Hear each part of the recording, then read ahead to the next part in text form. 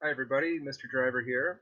I am going to present to you a reading on World War I, and this reading starts out with a little secondary summary, and then it has a first-person account of life in the trenches in World War I during a gas attack. There's some words here that are highlighted. You can see on my screen, but um, I'm going to go over some words first here. So capricious, which you can see there, means like it doesn't care one way or the other. So like the wind, if the wind changed, just a change of the wind could change what direction the poison gas went. And so you could actually release poison gas to the enemy and the wind would change and it would go to you. Uh, Artillery shells is a word that describe those big. It's not a cannon. It's more like a huge bullet in a huge. It looks like a cannon, but like a huge gun. And the artillery shells would be super big. They'd be like a coffee can or way bigger. And you can imagine like this and loading the bullet and then shooting it. And you could actually put poison gas in artillery shells, so you'd shoot the gas farther away. The word bayonet comes up in this reading. Bayonet is a knife that is stuck on the end of a gun, and if you and guys would charge with a bayonet when the fighting was hand to hand. It's very difficult for me to imagine that what it would be like to receive the order to fix bayonets, because that would mean the enemy is coming very, very close. Okay. Uh, the word respirator shows up. This word has been showing up in our media a little bit recently, but a respirator was a device where you could continue to breathe without the without breathing in the poison gas. And the respirators in World War I were soaked in chemicals. It was like a bag you put over your head, soaked in chemicals, and the chemicals would neutralize the gas. But the chemicals themselves were very were not exactly pleasant and could be difficult as well. Pandemonium is in this reading, and pandemonium means just crazy. No order. Everything's going. Uh, everything's a mess. Then this word parapet. A parapet is like what you would stand behind for shelter to shoot. Like if you were just pointing up your gun, so it'd be like a ledge that you could point over, okay, and the ledge would be the parapet. So you sneak behind the parapet and pop up and shoot, go back down. So that's what parapet means. Infantry is a military word that means foot troops, and shrapnel. Shrapnel is a word that means the like a grenade spreads shrapnel everywhere. It's meant to harm the human body, and it's just fragments of metal that go from the center of an explosion and go out. And uh, anyway, the word shrapnel is going to be in this reading as well. Okay, so I'm going to just read this to you, and you can read along with me if you want. Gas attack, 1916. The First World War accelerated the development of new technologies designed to improve the ability to kill an enemy: the machine gun, the tank, the airplane, and gas, to name a few. Among these, gas was probably the nastiest, certainly the most capricious. A change in wind direction could spell disaster. Initially, gas cylinders were simply placed along the front lines, facing the enemy trenches. Once the wind was blowing in the right direction, the cylinders were opened and the gas floated with the breeze, carrying death to the enemy. Later, gas was packed into artillery shells and delivered behind enemy lines. No matter the method of delivery, its impact could produce hell on earth. Chlorine and phosgene gases attacked the lungs, ripping the very breath out of the victims. Mustard gas was worse. At least a mask, a respirator mask, provided some defense against the chlorine and phosgene gases. Mustard gas attacked the skin, moist areas, moist skin such as the eyes, the armpits, and the groin. It burned its way into the victim, leaving horrible burns, searing blisters, and unimaginable pain. First introduced by the Germans, gas warfare was soon used by both sides. By the end of the war, 1 in 4 artillery shells fired on the Western Front contained poison gas. And so this account is called Over the Top. Arthur Empey was an American living in New Jersey when the war started in Europe in 1914. Enraged by the actions of the Germans, he expected the USA to join the war. When America did not immediately declare war, Empey boarded a ship to England, signed up for the British Army, and was soon in a trench on the front lines. Empey survived his experience and published his memories in 1917. We join his story after he has been made a member of a machine gun crew and sits in a British trench peering towards German lines. Conditions are perfect for an enemy gas attack. A slight breeze is blowing from the enemy's direction, and the warning has been passed along to be on the lookout. We had a new man at the periscope on this afternoon. I was sitting on the fire step, cleaning my rifle, when he called out to me. There's sort of a greenish-yellow cloud rolling along the ground in front. It's coming.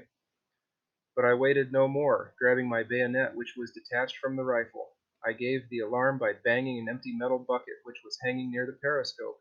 At the same instant bells started ringing down the trench, the signal for Tommy, us soldiers, to put on the respirator mask, or the smoke helmet as we called it. Gas travels quietly, so you must not lose any time.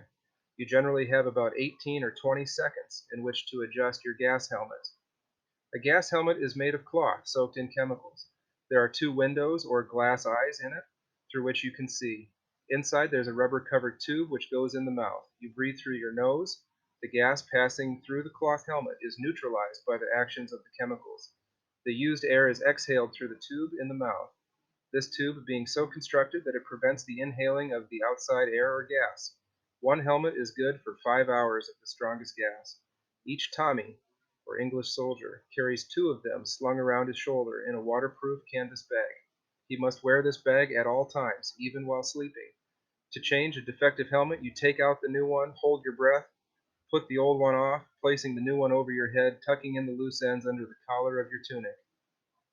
For a minute pandemonium reigned in our trench, Tommies adjusting their helmets, bombers running here and there, and men turning out of the dugouts with fixed bayonets to man the fire step. Reinforcements were pouring out of the communication trenches. Our gun's crew was busy mounting the machine gun on the parapet and bringing up extra ammunition from the dugout. German gas is heavier than air, and soon fills the bottoms of the trenches and dugouts. It has been known to lurk for 2 or 3 days, until the air is purified by means of large chemical sprayers. We had to work quickly, as Fritz, the German soldiers, Fritz follows the gas with an infantry attack. A company man on our right was too slow in getting on his helmet. He sank to the ground, clutching his throat, and after a few spasmodic twistings, he went west, that meant to die. It was horrible to see him die, but we were powerless to help him. In the corner a little muddy dog, one of the company's pets, was lying dead, with his two paws over his nose. It's the animals that suffer the most, the horses, mules, cattle, dogs, cats, rats. They have no gas helmets to save them. Tommy does not sympathize with rats in a gas attack. At times gas has been known to travel with dire results 15 miles behind the lines. A gas or smoke helmet, as it is called, at best is a vile smelling thing, and it is not long before one gets a violent headache from wearing it. Our 18-pounders were bursting into no man's land. The 18-pounder is the British artillery, the artillery shells. So they were shooting their shells into no man's land in an effort by the artillery to disperse the gas clouds. The fire step was lined with crouching men, bayonets fixed, and bombs near at hand to repel the expected attack. Our artillery had put a barrage of bullet fire on the German lines, to try and break up their attack and keep back reinforcements. I aimed my machine gun on their trench, and its bullets were sweeping the parapet. Then over they came, bayonets glistened, their respirators, which have a large snout in the front. They looked like some horrible nightmare. All along our trench, rifles and machine guns spoke. Our shrapnel was bursting over their heads. They went down in heaps, but new ones took the place of the fallen. Nothing could stop the mad rush. The Germans reached our barbed wire, which had previously been demolished by their shells. Then it was bomb against bomb, and the devil for all. Suddenly my head seemed to burst from a loud crack in my ear. Then my head began to swim. My throat got dry, and a heavy pressure on the lungs warned me that my helmet was leaking. Turning my gun over to number 2, I changed helmets. The trench started to wind like a snake, and sandbags appeared to be floating in the air. The noise was horrible. I sank onto the fire step. Needles seemed to be pricking my flesh, and then blackness. I was awakened by one of my mates removing my smoke helmet. How delicious that cool, fresh air felt in my lungs. A strong wind had arisen and dispersed the gas. They told me that I had been out for 3 hours, and they thought I was dead. The attack had been repulsed after a hard fight. Twice the Germans had gained a foothold in our trench, but had been driven out by counterattacks. The trench was filled with their dead and ours. Through a periscope I counted 18 dead Germans in our wire. They were ghastly sights in their horrible-looking respirators. I examined my first smoke helmet. A bullet had gone through it on the left side, just grazing my ear. The gas had penetrated through the hole in the cloth. Out of our crew we lost 2 killed and 2 wounded. That night we buried all of the dead, excepting those in no man's land. In death there is not much distinction. Friend and foe are treated alike. After the wind had dispersed the gas, the RAMC got busy with their chemical sprayers, spraying the dugouts and low parts of the trenches to dissipate any fumes of the German gas which may have still been lurking. And so that is Arthur Empey's account, a very close call. Uh, and you can get a picture of his description of what it was like. Here's a picture of one of the smoke helmets that he talked about, and you can see it gives you a very awful ghoul-like appearance. The part that stands out to me in this is when the gas is taking effect on him, where he says the trench started to wind like a snake, the sandbags appeared to be floating in the air. You can see that it had a neurological effect on him, and without the wind uh, to save him, or without the repelling of the Germans when they did, this man was very, very close to dying in a trench. But he survived, and we can hear his story today. And I wanted to share that with you. And that is all.